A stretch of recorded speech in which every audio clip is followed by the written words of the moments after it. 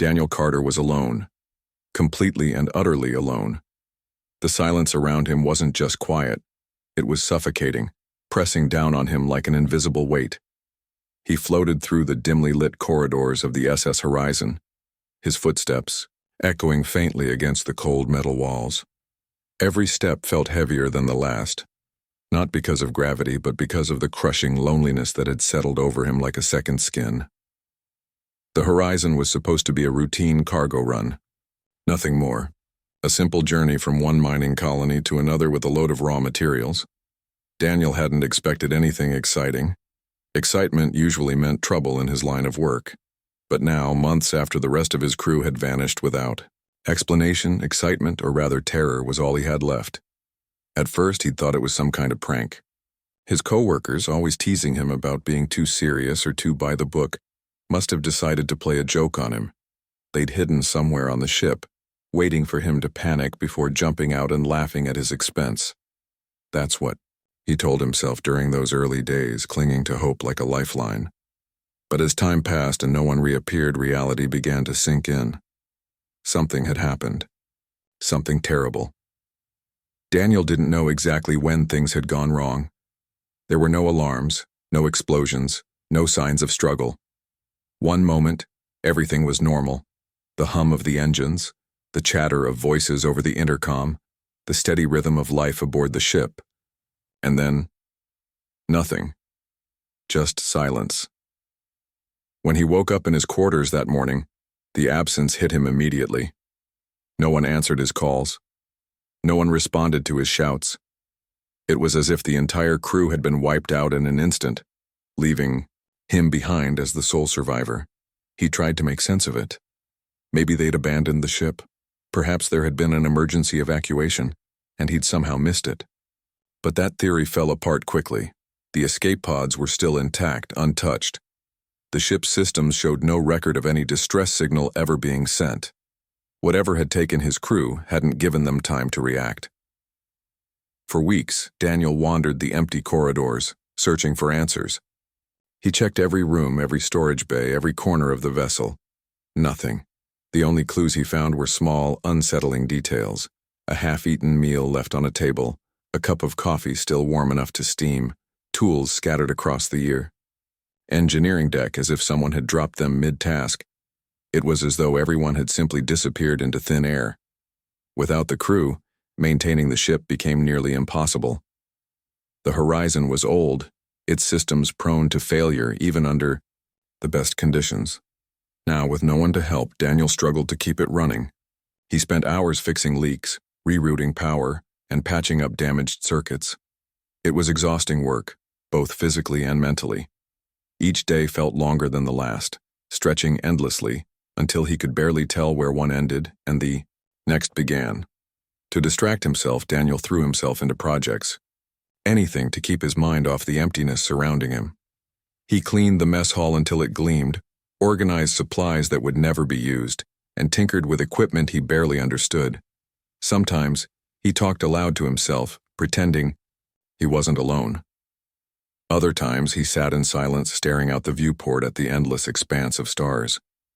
But the stars offered no comfort. Instead, they reminded him of how far away he was from home. The Horizon drifted aimlessly through deep space, its navigation system offline since the crew's disappearance. Without coordinates or fuel reserves, Daniel had no way of steering the ship toward safety. All he could do was wait and hope that someone, somewhere, would find him before it was too late. Then came the signals. It started as static, faint crackles breaking the monotony of the ship's white noise. At first, Daniel dismissed it as interference, a common occurrence in deep space. But the sound grew louder, clearer, until it became impossible to ignore. One night, while lying awake in his bunk, he realized it wasn't random noise. It was a pattern, a message. Heart pounding, Daniel scrambled to trace the source. The ship's communication array was outdated, barely functional, but he managed to rig it together well enough to capture fragments of the transmission. What he heard chilled him to the bone. "Do not follow." The voice was distorted, mechanical yet unmistakably human, or at least humanoid. It spoke in broken phrases, repeating the same warning over and over again. Do not follow. Danger awaits. Despite the ominous tone, Daniel couldn't turn away. This was the first sign of intelligent life he'd encountered since the crew vanished. Could it be a rescue team? Another ship stranded like his own? Or something else entirely? Driven by desperation, Daniel worked tirelessly to decode the message. He scoured the ship's database for translation algorithms, piecing together bits of code and cross-referencing frequencies. Days turned into nights, and nights bled into mornings, but finally, he succeeded. Hidden within the garbled transmission were coordinates, a destination. Hope flickered inside him, fragile but undeniable. The coordinates pointed to a nearby sector, close enough for the horizon to reach with its limited fuel supply. If he could get there, maybe he'd find answers. Maybe he'd find help. But doubt lingered at the edges of his mind. The warning echoed in his thoughts, gnawing at his resolve. What if the message was right? What if following it led to danger instead of salvation? Still, Daniel knew he had no choice. Staying aboard the horizon meant certain death. Starvation, dehydration, or worse, the slow descent into madness brought on by isolation. He had to take the risk. With trembling hands, he programmed the coordinates into the ship's navigation system. The engines roared to life, shaking off their long dormancy. For the first time in months, the horizon moved with purpose, carrying Daniel toward the unknown. As the ship hurtled through space, Daniel allowed himself a moment of cautious optimism. Perhaps this was his chance to escape the nightmare he'd been living. Perhaps the coordinates would lead him to humanity, to warmth, to connection, or perhaps they would lead him straight into the heart of darkness. Only time would tell. The journey to the coordinates felt longer than Daniel had anticipated. Every second dragged on, each minute stretching into what seemed like hours. The SS Horizon groaned and creaked as it pushed through the vast emptiness of space, its old engines straining against the demands placed upon them. Daniel sat in the pilot's chair, his eyes fixed on the navigation screen, watching as the distance to the destination slowly ticked down.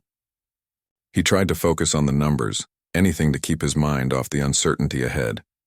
But no matter how hard he concentrated, his thoughts kept drifting back to the warning embedded in the transmission. Do not follow. Danger awaits. What did it mean? Who had sent it? And why would they send such a cryptic message if they truly wanted to help? These questions circled endlessly in Daniel's mind, gnawing at him like a persistent ache. Despite his doubts, he couldn't turn back. Now, the horizon was running low on fuel, and even if he could somehow reverse course, there was nowhere else to go. Turning back meant certain death. Moving forward meant taking a chance. A slim one perhaps, but still a chance. As the ship approached, the coordinates something strange began to appear on the scanners. At first it looked like a glitch, a cluster of static obscuring the readings. But as the horizon drew closer, the shape became clearer. It wasn't a planet or a star. It wasn't anything natural at all. It was a structure, massive and ominous. The object loomed ahead of the ship, its jagged silhouette cutting sharply against the endless blackness of space. It looked like a spire, impossibly tall and narrow, made of some kind of dark, reflective material that shimmered faintly under the distant light of a dying sun. Its surface was covered in intricate patterns, glyphs, symbols, carvings, that pulsed with a faint, otherworldly glow. Daniel stared at it, his breath catching in his throat. This wasn't just a random piece of debris floating in space. Someone, or something, had built this. For a moment, he considered turning the ship around. Whatever this thing was, it didn't look friendly. But then he remembered the state of the horizon. Even if he wanted to leave, the ship wouldn't last long enough to carry him anywhere else. He was out of options. All right, Daniel muttered to himself, gripping the controls tightly. Let's see what you are. He guided the horizon closer, bringing the ship within visual range of the structure. As he did, the ship's sensors started picking up unusual readings, energy spikes, magnetic anomalies, fluctuations in gravity. All signs pointed to the spire being far more than just an inert object. It was alive, in a way, or at least powered by something beyond human understanding. Then, without warning, the ship shuddered violently. Alarms blared throughout the cabin, red lights flashing as the control panel lit up with error messages. Daniel's heart raced as he fought to steady the vessel, his hands flying over the controls. "What's happening?" he shouted, though there was no one to answer him. On the monitor he saw the source of the disturbance. A beam of light had shot out from the spire, latching onto the hull of the horizon like a tether. It wasn't damaging the ship, at least not yet, but it was pulling them closer, dragging them toward the structure with an irresistible force. "No! No! No!" Daniel yelled, slamming his fists against the console. He tried reversing the engines, angling the thrusters to break free, but nothing worked. The spire's pull was too strong. As the horizon drew nearer, Daniel noticed something else. Movement. Flickering shapes darted across the surface of the spire, too fast for him to make out clearly. Were they machines? Creatures? He couldn't tell. But whatever they weren't human. Panic set in as the ship finally came to a stop, hovering just a few hundred meters away from the spire. The beam holding them in place remained steady, pinning the horizon in position like a bug trapped under glass. Daniel took a deep breath, trying to calm himself. He needed to think, to figure out what to do next. Running wasn't an option. The ship wasn't going anywhere. Fighting seemed equally futile. He had no weapons, no way to defend himself against whatever was out there. That left only one choice: investigate. Grabbing a plasma cutter from the storage locker, Daniel suited up, in his environmental suit. The bulky garment felt heavy and awkward, but it offered some measure of protection. If things went south, at least he'd have a fighting chance.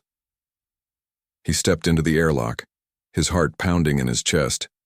The outer door hissed open, revealing the cold, silent void of space. For a moment he hesitated, staring out at the spire looming before him. It felt wrong, unnatural, like something that shouldn't exist. But he had no choice. Taking a deep breath, he activated his helmet's comm system and stepped outside. The instant he emerged, he felt it. A presence. Not physical, but mental. Weight pressing against his thoughts, probing, searching. It was disorienting, almost painful, like having someone whisper directly into his mind. Daniel staggered, clutching his head as fragmented images flashed before his eyes. Scenes of destruction, cities burning, people screaming, a single word repeating over and over again. Extinction. Before he could process what he was seeing, movement caught his attention.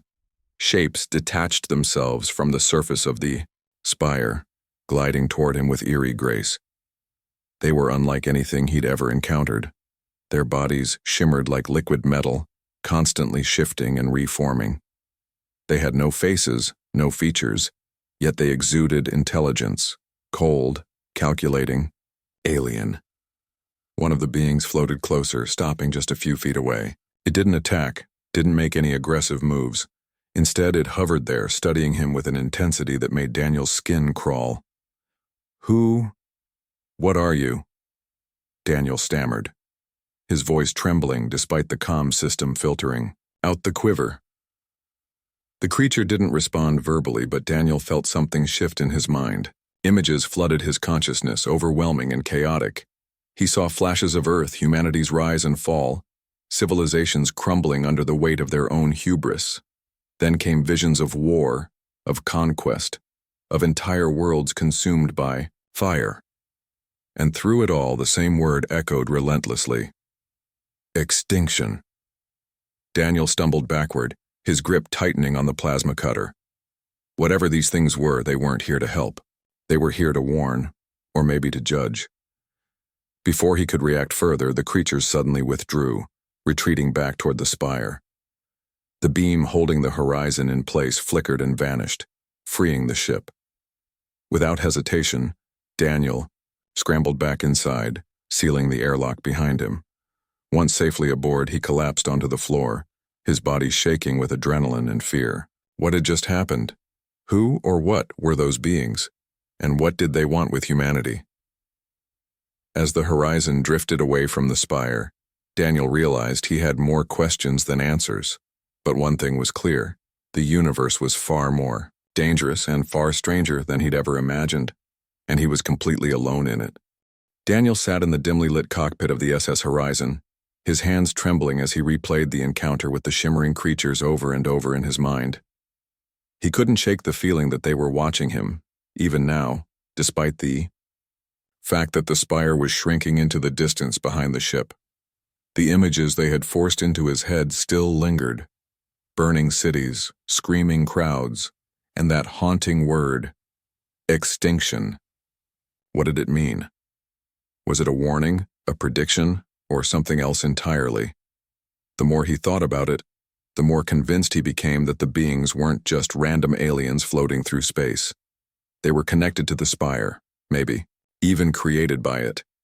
And whatever their purpose was, humanity was somehow involved. But how? Why would an advanced alien race care about Earth or its people? Daniel's thoughts were interrupted by a sudden beep from the communication console. At first he thought it was another burst of static like the signals he'd picked up earlier. But this time it was different. The sound was clearer, sharper, a deliberate tone that signaled an incoming transmission. His heart skipped a beat. Could it be the aliens again? Or was someone else out there? Hesitant but hopeful, Daniel leaned forward and activated the receiver. For a moment, there was only silence. Then, a voice crackled through the speakers. It wasn't mechanical or distorted, like the previous messages. This voice was human. Unidentified vessel, this is Captain Laura Bennett of the Eclipse. Do you read me? Daniel froze, his breath catching in his throat. Human.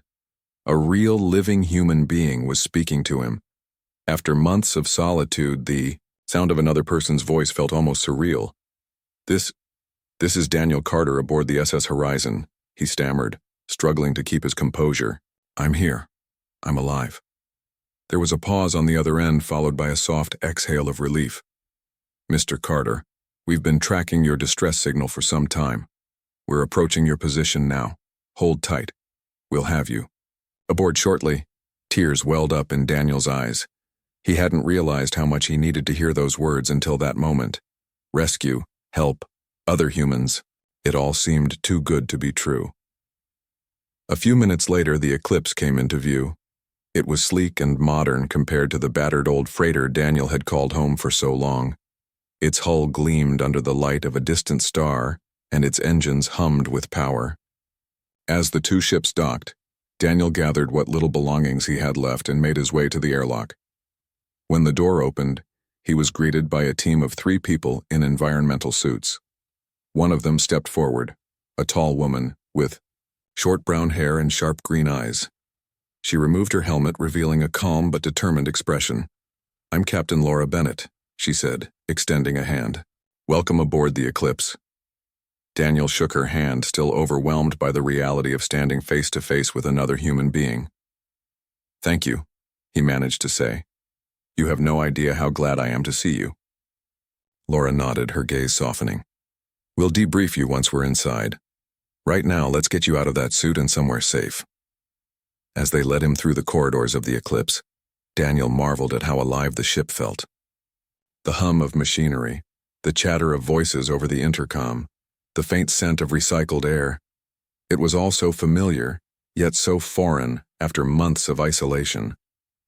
Once they reached the briefing room, Laura introduced the rest of the team. Nathan, Cole, the medic, was a stocky man with a kind smile and a quiet demeanor. Sophie Meyer, the xenobiologist, was younger than the others, her wide eyes filled with curiosity and intelligence. Both greeted Daniel warmly, though their expressions betrayed a mix of concern and suspicion. So, Laura began, folding her arms across her chest. Tell us everything. What happened to your crew? How did you end up alone out here? Daniel hesitated, unsure where to start. He recounted the story as best he could, the mysterious disappearance of his crew, the strange signals, the encounter with the spire, and finally the shimmering creatures. When he finished, the room fell silent. Sophie leaned forward, her brow furrowed. These creatures, can you describe them again?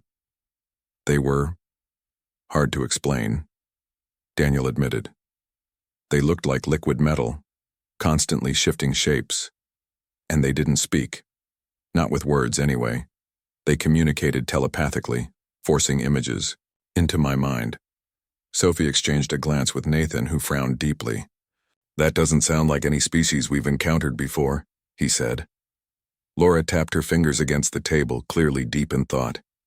And you're sure this spire was artificial? Not some kind of natural formation? Yes, Daniel replied firmly.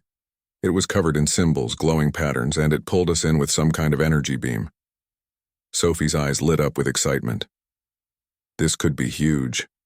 If what you're saying is true, this might be evidence of an ancient civilization, or even multiple civilizations. The glyphs alone could hold centuries' worth of knowledge. But what about the creatures? Nathan asked, his tone cautious. If they're tied to the spire, they might not take kindly to visitors, especially armed ones. Laura nodded, her expression grim. We'll proceed carefully. Mr. Carter, we'll need your help to locate the spire again. Can you guide us back? Daniel hesitated. Part of him wanted nothing more than to forget the whole thing, to leave the spire and its terrifying inhabitants far behind. But another part of him knew he couldn't. If the creatures posed a threat to humanity, someone had to warn others. Someone had to understand what they were dealing with. I'll do it, he said finally. But you should know. They didn't seem friendly. Whatever they are, they're dangerous. Laura gave him a reassuring nod. Understood. We'll prepare accordingly. In the meantime, get some rest. You look like you haven't slept in weeks. Daniel didn't argue. Exhaustion hit him like a wave as soon as he lay down in the small cabin assigned to him. For the first time in months, he felt safe enough to close his eyes without fear of waking up alone. The next morning, Daniel joined the crew in the command center as they plotted a course back to the spire. Sophie spent hours analyzing the data Daniel had salvaged from the Horizon sensors, while Nathan reviewed the ship's medical supplies, ensuring they were prepared for any potential injuries. Laura kept a close eye on everyone, her leadership steady and reassuring. All right, she said, addressing the group. Here's the plan. We approach the spire cautiously, scanning for any signs of activity. If the creatures show themselves, we observe but don't engage unless absolutely necessary. Our priority is gathering information, not starting a fight. Everyone nodded in agreement, though Daniel noticed Sophie looked particularly eager. Her fascination with the unknown was evident, and while it was admirable, it also worried him. These weren't curious animals or harmless artifacts. They were intelligent, possibly hostile, and definitely powerful. As the eclipse neared the coordinates, tension filled the air. The spire reappeared on the scanners, just as ominous and foreboding as before. This time, however, the ship was ready. Armed drones flanked the vessel, and the crew donned protective gear in case of an emergency. When they arrived, the spire loomed larger than ever, its surface pulsing with eerie light. Sophie immediately began recording data, her fingers flying over the console. This is incredible, she whispered. The energy readings are off the charts. It's like nothing I've ever seen. Before anyone could respond, alarms blared throughout the ship. On the monitors, several of the shimmering creatures detached from the spire, gliding toward the eclipse with alarming speed. Brace for impact, Laura shouted, gripping the edge of her seat. The creatures surrounded the ship, pressing against the hull with invisible force. Through the viewport, Daniel could see their shifting forms, their cold, unblinking gazes fixed on the humans inside. They're trying to communicate again, Sophie said, clutching her head. I can feel it. Images, emotions. It's overwhelming. Daniel recognized the sensation immediately. It's the same thing they did to me. They're showing us their message. What message? Nathan demanded, his voice tight with fear. Sophie's eyes widened as understanding dawned. They're warning us. About ourselves. The room fell silent as the weight of her words sank in. Whatever these creatures were, they weren't just threats. They were messengers. And their message was clear. Humanity was on a path to destruction, but whether they were allies or enemies remained to be seen. The shimmering creatures pressed closer to the eclipse, their forms rippling like liquid mirrors. Inside the ship, the crew braced themselves, unsure of what would happen next. The energy reading spiked, and the lights flickered as the aliens' presence disrupted the vessel's systems. Daniel felt a wave of déjà vu. It was happening again, just like before. But this time, he wasn't alone. This time there were others to share the fear and confusion. Sophie leaned forward, her face pale but determined. "They're communicating," she said, her voice trembling slightly. "It's not just random images. It's a story." Story?" Laura asked sharply, her eyes darting between Sophie and the viewport. "Yes," Sophie replied. "They're showing us something. Scenes from Earth's past, present, and future. Wars, pollution, destruction. They're warning us about where humanity is headed." Daniel clenched his fists. He remembered those same visions. The burning cities, the chaos, the word extinction echoing endlessly in his mind. It had terrified him then, and it terrified him now. But this time he forced himself to focus. If these creatures wanted to deliver a message, maybe they weren't enemies. Maybe they were trying to help, or at least make humanity aware of its mistakes. Laura frowned, clearly skeptical. If they're trying to warn us, why didn't they just send a message instead of scaring Carter half to death? Why all the cryptic symbols and glowing spires? "It's possible they don't think like we do," Sophie explained. "Their way of thinking might be completely alien to us. What seems like aggression could actually be an attempt to communicate." Before anyone could respond, the alarms blared louder. On the monitors, the shimmering creatures began merging into one massive form outside the ship. It stretched and twisted, growing larger until it dwarfed the eclipse. Its surface shimmered with patterns that pulsed in sync with the glyphs on the spire. "They're doing something," Nathan muttered, gripping the edge of his seat. Suddenly, a surge of energy coursed through the ship. Lights dimmed, consoles sparked, and everyone stumbled as the artificial gravity faltered for a moment. Then, just as quickly as it started, the surge stopped. The ship stabilized, and the crew exchanged nervous glances. "What was that?" Laura demanded, her voice tense. "I think—" Sophie hesitated, staring at her monitor. "I think they scanned us, like they were reading our minds or analyzing our technology." "Great," Nathan muttered under his breath. "Just great. So now they know everything about us and we still have no idea what they want." Laura straightened up, her expression hardening. "We need to act fast. If they're hostile, we can't wait around to find out.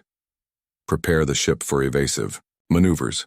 Activate the drones. We may need them if things get worse." As the crew sprang into action, Daniel stepped closer to the viewport, unable to look away from the massive alien form. He felt small, insignificant, like a speck of dust caught in the shadow of something far greater. But he also felt a strange sense of awe. These beings were unlike anything humanity had ever encountered.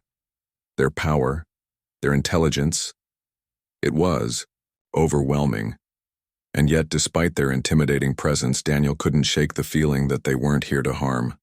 They were here to show, to teach, to warn. Back in the briefing room, the crew gathered to discuss their next move. Laura paced back and forth, her hands clasped behind her back.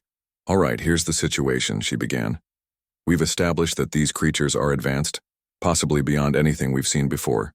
They've shown us visions of Earth's potential downfall, which suggests they have some interest in humanity's survival. But we can't assume they're friendly. We need to gather more information without putting ourselves at risk." Sophie nodded eagerly. "I agree. We should explore the spire. If it's artificial, and if it's connected to these creatures, it might hold clues about who they are and what they want." Nathan crossed his arms, frowning. "You mean send people inside that thing? After what happened last time? No offense, Carter, but I'm not exactly eager to walk into a trap." "We'll go prepared," Laura said firmly. "Armed and in teams. If things go south, we retreat immediately. Understood?" Everyone nodded, though Daniel noticed Nathan still looked uneasy. "I'll go," Sophie volunteered. If this spire really contains ancient knowledge, I need to see it firsthand. And Daniel should come too. He's already been inside once. Laura considered this for a moment, then nodded. Fine. You two will enter the spire, but you won't go alone. Nathan, you'll stay on standby with medical supplies. I'll remain on the Eclipse to coordinate operations. Everyone clear on their roles? The team murmured their agreement and preparations began. Armed drones were deployed to patrol the area around the spire, while the rest of the crew suited up and checked their equipment. Daniel double-checked the plasma cutter strapped to his belt, remembering how useless it had felt against the shimmering creatures. Still, having something to defend himself with made him feel marginally better. When they reached the spire, the airlock opened with a hiss, revealing the dark interior. The walls glowed faintly with the same pulsing light as the glyphs, outside casting eerie shadows across the floor. Daniel led the way, his heart pounding as memories of his previous encounter flooded back. Stay close, he whispered to Sophie, who followed closely behind, her scanner humming softly. The deeper they went, the stranger the environment became. The walls seemed to shift and ripple as if alive, and the air grew colder despite their suits. Every step echoed unnaturally, making it hard to tell whether the sounds came from them or something else. This place is incredible, Sophie murmured, her voice filled with wonder. She pointed her scanner at the walls, recording data as fast as she could. These glyphs, they're not just decorations, they're instructions, warnings, maybe even blueprints. This could be the most important discovery in human history. Daniel didn't share her enthusiasm. His instincts screamed at him to leave, to turn back before it was too late. But he pushed the feeling aside, reminding himself why they were here. If the spire held answers, they needed to find them. After what felt like hours, they reached a large chamber at the center of the structure. The room was dominated by a massive pedestal, its surface covered in glowing symbols that shifted and changed like living organisms. In the middle of the pedestal sat a crystalline object, pulsing with a soft rhythmic light. What is that? Daniel asked, his voice barely above a whisper. I don't know, Sophie admitted, stepping closer. But it's definitely the source of the energy readings. Whatever it is, it's powering the entire spire. As she reached out to touch the crystal, the ground beneath them trembled. The walls lit up with blinding light, and the shimmering creatures appeared suddenly surrounding them. They're here, Daniel shouted, raising the plasma cutter instinctively. But the creatures didn't attack. Instead, they formed a barrier around the pedestal, their forms shifting rapidly. Sophie stared at them, wide-eyed. They're protecting it, she realized. Whatever this thing is, it's important to them. Before either of them could react further, the crystal emitted a sharp burst of energy. The light engulfed the room, and Daniel felt a searing pain in his head like his skull was splitting open. Images flashed before his eyes. Earth, burning skies, oceans boiling away, lifeless wastelands stretching endlessly. Then, just as suddenly as it began, the light faded. The creatures withdrew, retreating back toward the walls. What just happened? Sophie gasped, clutching her helmet. Daniel shook his head, struggling to steady himself. I think they showed us the truth. About what happens if we don't change. Sophie's expression hardened. Then we need to tell the others. Humanity needs to know what's at stake. With one final glance at the pedestal, the two turned and hurried back toward the exit. The journey felt longer on the way out, every shadow and sound heightening their paranoia. But when they finally emerged from the spire, relief washed over them. Back aboard the Eclipse, they relayed everything they'd seen to Laura and Nathan. The captain listened intently, her jaw tightening as the implications sank in. So that's it, she said quietly. A warning, a chance to fix our mistakes before it's too late. And a reminder, Sophie added, that we're not alone in the universe. There are forces out there far greater than us, and they're watching. Laura nodded, her gaze distant. Then let's make sure we don't disappoint them. Let's take this knowledge and use it wisely. As the Eclipse pulled away from the spire, Daniel watched it shrink into the distance, its glowing glyphs fading into the void. For the first time in months, he felt a glimmer of hope. not just for himself, but for humanity as a whole. Maybe, just maybe, they still had a chance. The eclipse drifted silently through space, leaving the spire far behind. Inside the ship, the mood was a mix of awe and unease. The crew had seen things they couldn't fully explain, things that challenged everything they thought they knew about the universe. Daniel sat in the corner of the mess hall, staring at his hands as if expecting them to tremble. He still felt the weight of what he'd witnessed, the burning cities, the boiling oceans, the lifeless wastelands. It wasn't just a warning, it was a prophecy, a glimpse into humanity's future, if nothing changed. Sophie paced back and forth, her mind racing with possibilities. She had spent hours reviewing the data she'd collected from the spire, poring over the glowing glyphs and trying to decipher their meaning. "These symbols," she said aloud, more to herself than anyone. "Else, they're not random, they're instructions, a blueprint for something, maybe even a way to prevent what we saw." Nathan leaned against the wall, arms crossed, his expression skeptical. "You really think aliens left us a manual on how to save ourselves? That seems convenient." "It's not about convenience," Sophie shot back, her voice sharp but controlled. "It's about survival. If there's even a chance these glyphs hold answers, we have to figure them out." Laura entered the room, her presence commanding immediate attention. "Enough debating," she said firmly. "We've got bigger problems." Everyone turned to look at her, sensing the tension in her voice. "The shimmering creatures, they're following us," Laura continued, gesturing toward the viewport. Outside, faint glimmers of light moved across the darkness, keeping pace with the eclipse. Daniel stood up abruptly, his heart pounding. "They're tracking us? Why?" "I don't know," Laura admitted. "But it doesn't feel like an attack. More like surveillance." Sophie frowned, stepping closer to the window. "Maybe they're making sure we leave. Or maybe they're waiting for us to act on what we learned." "Either way," Laura said, "we can't ignore them. We need to decide our next move, and fast." Back in the command center, the crew gathered around the main console, discussing their options. The atmosphere was tense, each person lost in their own thoughts. "We could try contacting them again," Sophie suggested. "If they're willing to communicate, maybe we can ask questions, learn more about who they are and why they showed us those visions." "And risk provoking them?" Nathan countered. "Last time we got too close, they nearly fried our systems. What makes you think they'll be any friendlier now?" "They weren't hostile before," Daniel interjected, surprising even himself with how calm he sounded. "They were trying to warn us. Scaring us might have been their way of getting our attention." Laura nodded slowly. "That's a fair point. But we can't assume good intentions just yet. For all we know, they could be testing us, seeing how we react to fear, uncertainty, danger." "So what do we do?" Sophie asked, frustration creeping into her voice. "Just sit here and wait for them to make the first move?" "No," Laura replied. "We prepare. Whatever happens next, we need to be ready." "Sophie, keep analyzing. The glyphs. See if you can find anything useful.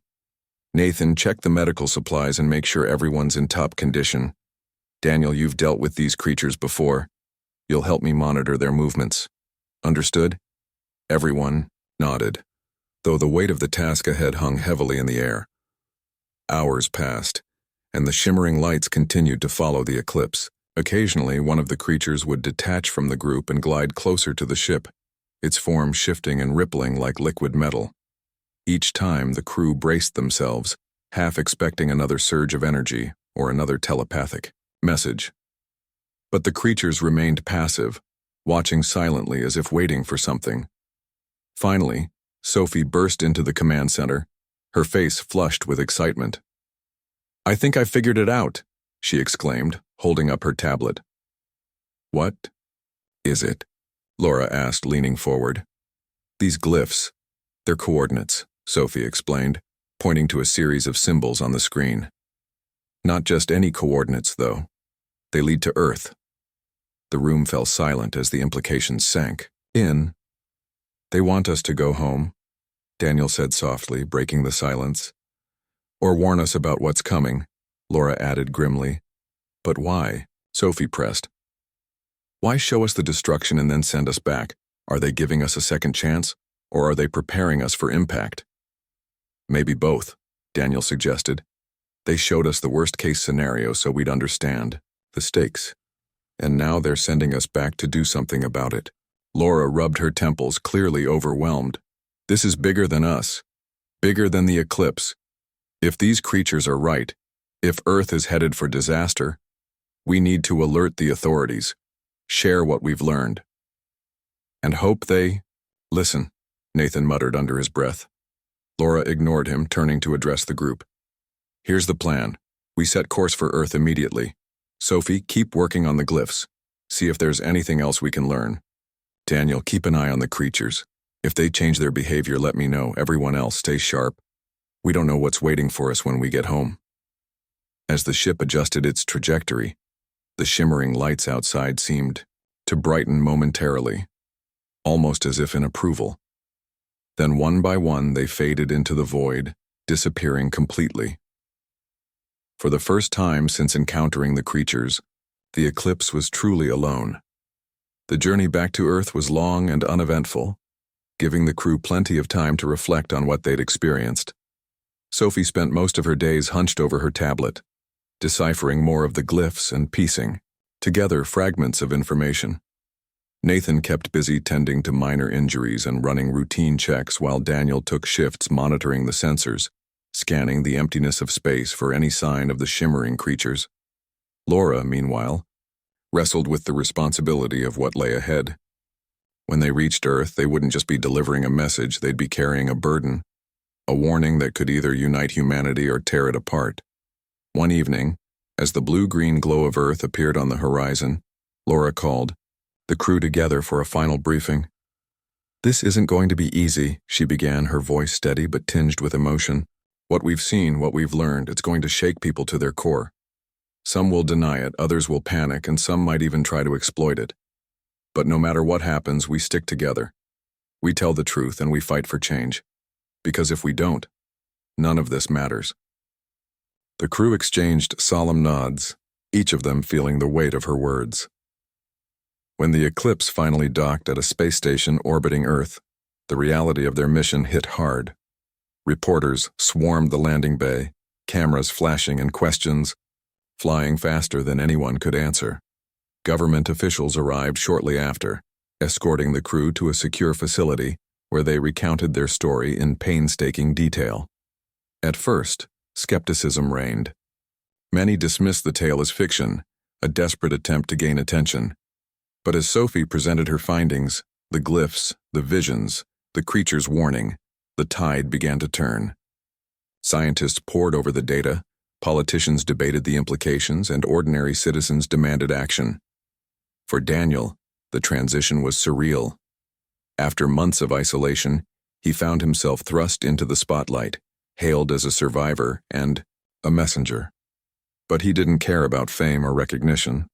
All he wanted was for humanity to wake up, to see the mistakes they were making and work together to fix them. In the weeks that followed, the world began to change. Efforts to combat climate change intensified. Nations put aside their differences to collaborate on solutions. And though progress was slow, it was undeniable. But deep down, Daniel couldn't shake the feeling that the shimmering creatures were still out there watching, waiting. And he wondered, if humanity failed again, would they come back, or would they simply step aside and let extinction take its course? The days after returning to Earth were a blur for Daniel Carter. The world had changed, or at least it was trying to. Governments, scientists, and activists worked tirelessly to address the warnings brought back by the crew of the Eclipse. New policies were drafted, old treaties rewritten, and massive projects launched to combat climate change, reduce pollution, and preserve natural resources. For the first time in decades, humanity seemed united under a single goal: survival. But unity didn't come easily. Not everyone believed the story about the shimmering creatures or the visions of destruction. Some called it a hoax, an elaborate fabrication designed to manipulate public opinion. Others dismissed it as paranoia, claiming that the universe wasn't watching them and that Earth's problems were exaggerated. Protests erupted in cities across the globe, with people demanding answers, or proof, that couldn't be provided. Through it all, Daniel tried to stay focused. He attended conferences, gave interviews, and shared his experiences whenever he could, but the weight of responsibility pressed heavily on him. He wasn't just a messenger anymore. He was a symbol, a reminder of what humanity stood to lose if they failed to act. And sometimes, late at night, when the crowds dispersed and the cameras turned off, he wondered if it would ever be enough. Sophie Meyer also struggled to adjust. Her discovery of the glyphs had made her famous overnight, but fame wasn't what drove her. She spent countless hours in research labs, analyzing every fragment of data she'd collected from the spire. Slowly, she began piecing together more of the alien language, uncovering patterns and meanings hidden within the glowing symbols. One evening, while poring over her notes, Sophie noticed something she hadn't seen before. A sequence of glyphs repeated itself multiple times throughout the spire's interior. At first she thought it was decorative, a border or a frame, but as she studied it further, she realized it was a message. "Their coordinates," she whispered, excitement bubbling inside her. But not for Earth this time. She immediately contacted Laura Bennett, who arranged a meeting with the rest of the crew. When they gathered in a secure conference room, Sophie explained her findings. "These aren't random numbers," she said, pointing to the screen. "They point to another location, deep in uncharted space. I think the creatures left us a map." Daniel frowned, leaning forward. "A map to what?" "I don't know yet," Sophie admitted. "But it has to mean something. Maybe it's another warning, or maybe it's a chance to learn more about them." Laura crossed her arms, her expression thoughtful.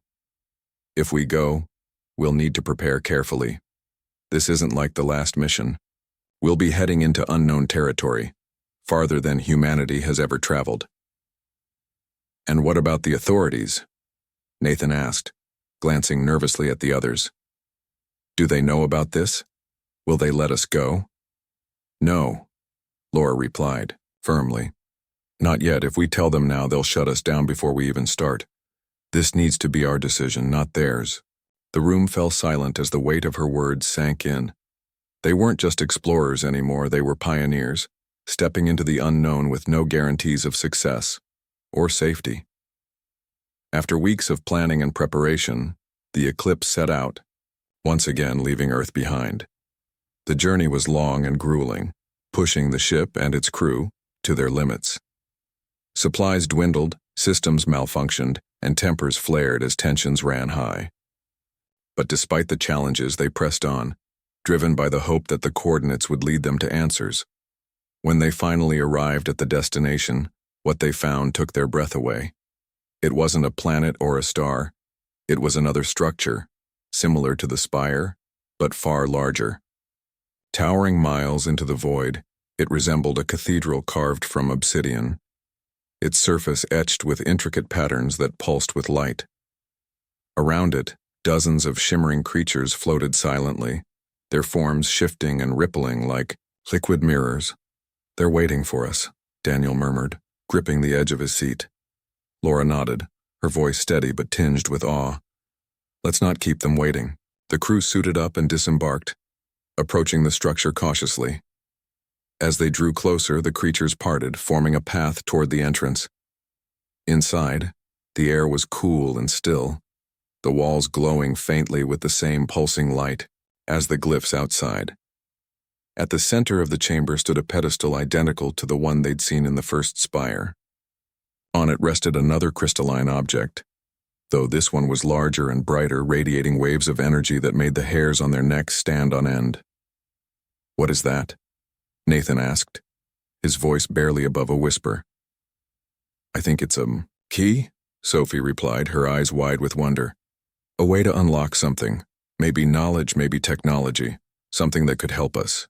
Before anyone could respond, the creatures entered the chamber surrounding the pedestal. One of them moved closer, its form stabilizing into a vaguely humanoid shape. It reached out, placing a shimmering hand on the crystal.